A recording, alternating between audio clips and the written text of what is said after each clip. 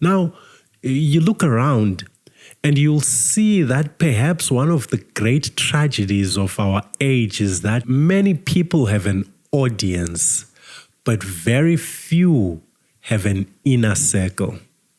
Thousands may applaud them, but almost no one truly knows them. And that is a lonely way to live.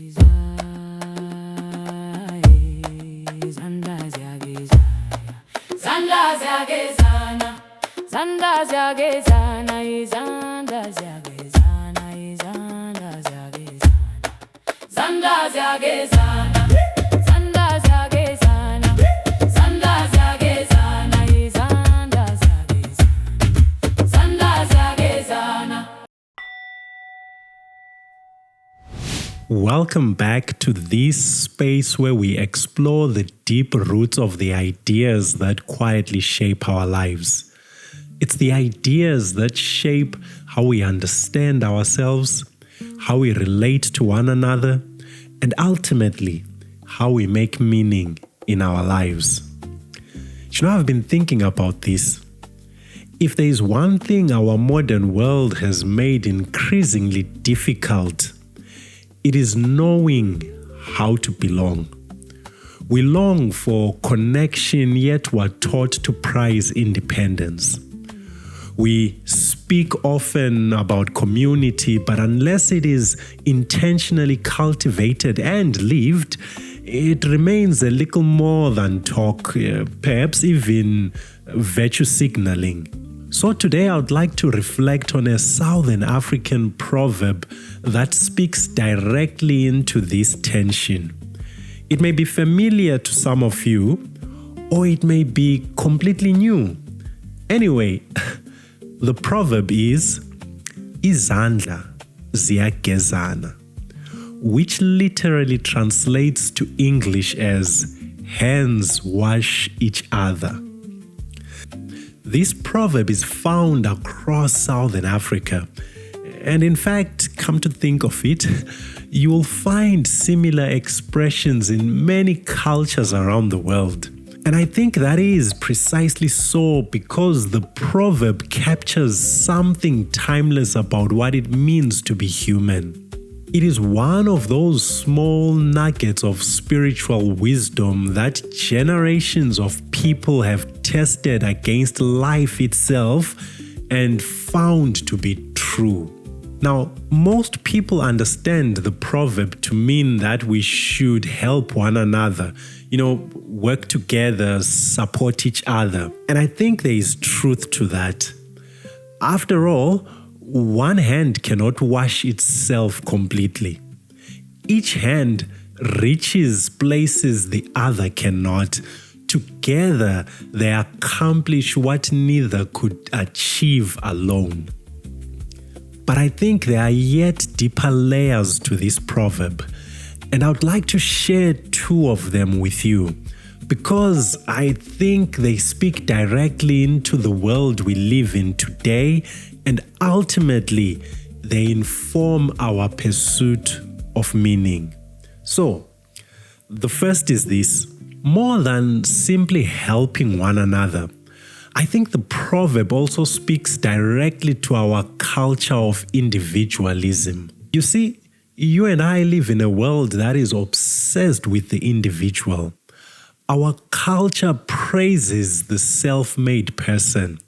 The zero to hero story has become almost sacred. And while these stories can certainly inspire us, they can also inadvertently obscure an important truth, which is that no one, and I'll repeat that, absolutely no one is self-made. From the very beginning of our existence, our lives have depended on the hands of others. Without them, none of us would even survive infancy. And although those hands change as we journey through life, they never disappear. Behind every visible success are invisible hands. It could be a teacher, a grandmother, a spouse, a friend who stayed when everyone else walked away, someone who opened a door, someone who offered encouragement at precisely the moment it was needed, and maybe even someone who believed before anyone else did. Look, it is a sad reality that history turns to remember the person standing on the stage, but it rarely remembers the person who quietly built the stage. Now think about that for a second, The world remembers the Nobel Prize winner, but not the teacher who first recognized their gift. The world remembers the Olympic champion, but not the parent who drove them to practice before sunrise for 10 years. The world remembers the best-selling author, but not the friend who kept saying, "Don't give up," after, yet another rejection. Behind every remembered life are countless forgotten hands. And perhaps that is one of the quiet celebrations hidden within this proverb. It reminds us to notice the forgotten hands, to honor them, to thank them, and maybe, just maybe, to pause and ask ourselves, whose hands have washed mine? The second layer is this. While the world teaches us independence, to be self-sufficient, to look out for number one, the spiritual wisdom in this proverb is that it places no expiry date on community. There is no point in life where our need for others suddenly comes to an end. It isn't only true in infancy. It isn't only true when life falls apart. Hands continue washing one another throughout life. Now, this doesn't mean we should have countless people speaking into our lives. It's actually quite the opposite. As we mature, we don't outgrow community. We grow in our ability to curate it. Proverbially speaking, you get to choose the hands that will wash your hands. You get to choose your inner circle. And I think that matters because the people closest to us quietly shape the people we are becoming. Long before they influence our decisions, they influence our imagination. They shape what we believe is possible.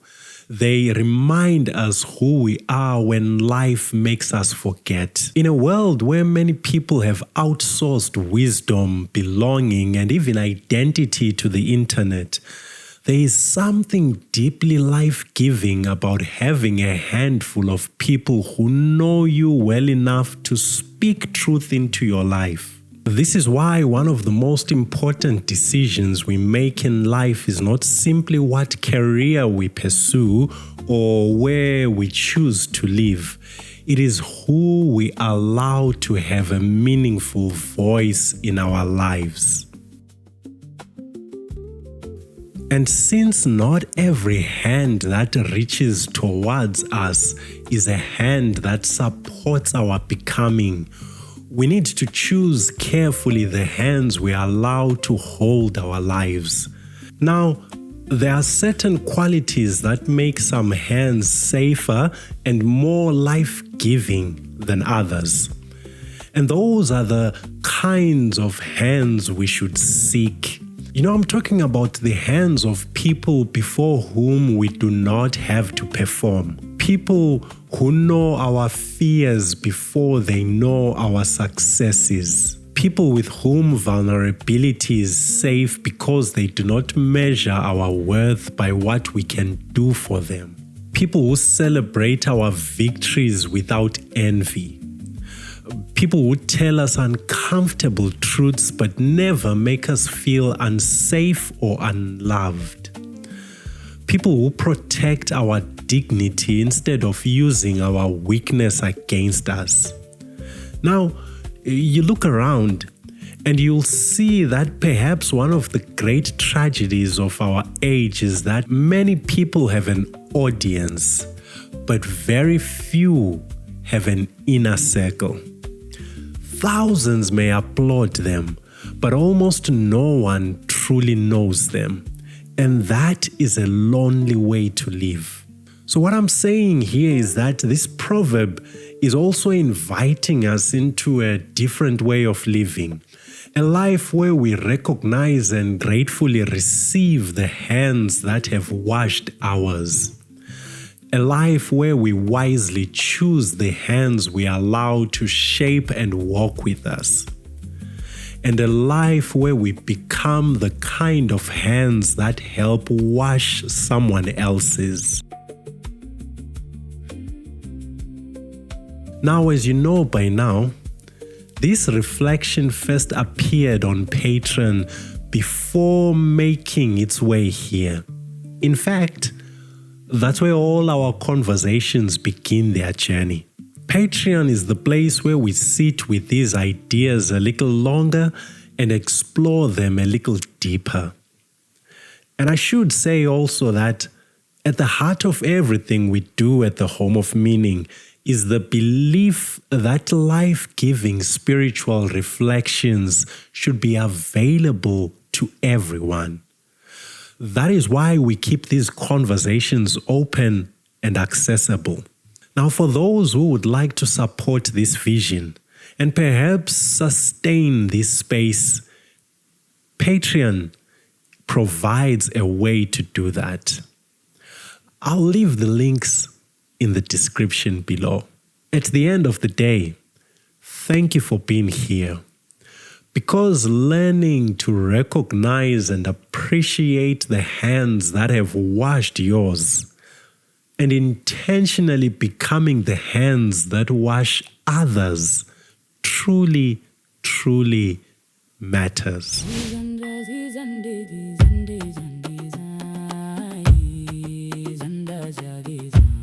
Izandla, ziyagezana.